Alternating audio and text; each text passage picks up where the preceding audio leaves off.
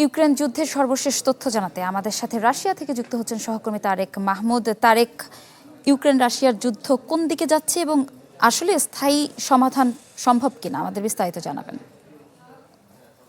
ধন্যবাদ।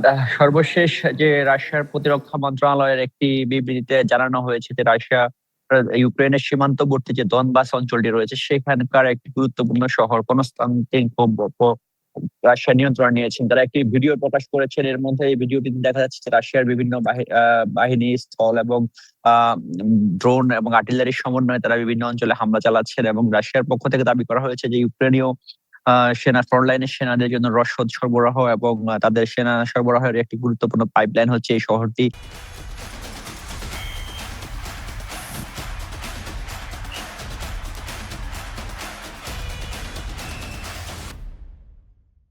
এটি তাদের যে রাশিয়ার যে লক্ষ্য রয়েছে দনবাস অঞ্চলটি পুরোপুরি তাদের নিয়ন্ত্রণে নেওয়ার জন্য, এটি সেই নিয়ন্ত্রণে সেদিকে আরো এক ধাপ এগুলো বলে তারা জানিয়েছে।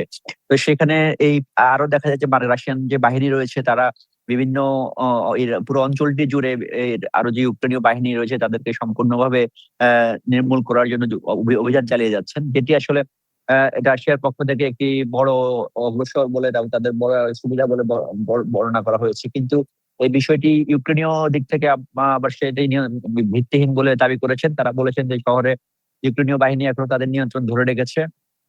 যা ছিল রাশিয়ার দিক থেকে আজকের সর্বশেষ আপডেট। এবং গত ২৪ ঘন্টার মধ্যে রাশিয়ার সেন্ট পিটারবার্গ অঞ্চলের একটি লেনিনগ্রাদ শহরে সেখানে একটি রাশিয়ার তেল শোধনাগারে হামলা চালানো হয়েছে ইউক্রেনের পক্ষ থেকে দাবি করা হয়েছে, যদিও এই বিষয়টি সম্পর্কে রাশিয়ার কোনো বিবৃতি পাওয়া যায়নি। তো এই মুহূর্তে যুদ্ধের জন্য যে আসলে যে সামরিক এবং এই বিভিন্ন স্থাপনাগুলোকে লক্ষ্যবস্তু করা হচ্ছে ড্রোন এবং ক্ষেপণাস্ত্র হামলার মাধ্যমে।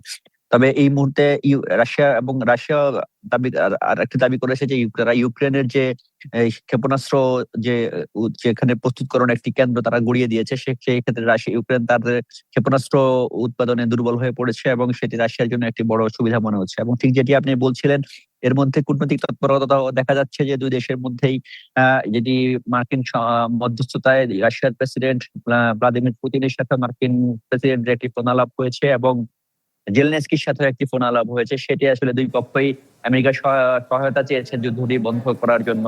কিন্তু বাস্তবতা যেটি হচ্ছে যে রাশিয়ার যে শর্তগুলো রয়েছে সেগুলো আসলে সম্পূর্ণভাবে রাশিয়া অর্জন হওয়া পর্যন্ত রাশিয়া যুদ্ধ বন্ধ করবে না বলে রাশিয়া বারবারই বলে আসছে এবং রাশিয়া তাদের অবস্থানে অনড় রয়েছে। আমরা বুঝতে পেরেছি। অসংখ্য ধন্যবাদ আপনাকে। দর্শক, আমরা সরাসরি যুক্ত ছিলাম রাশিয়া থেকে।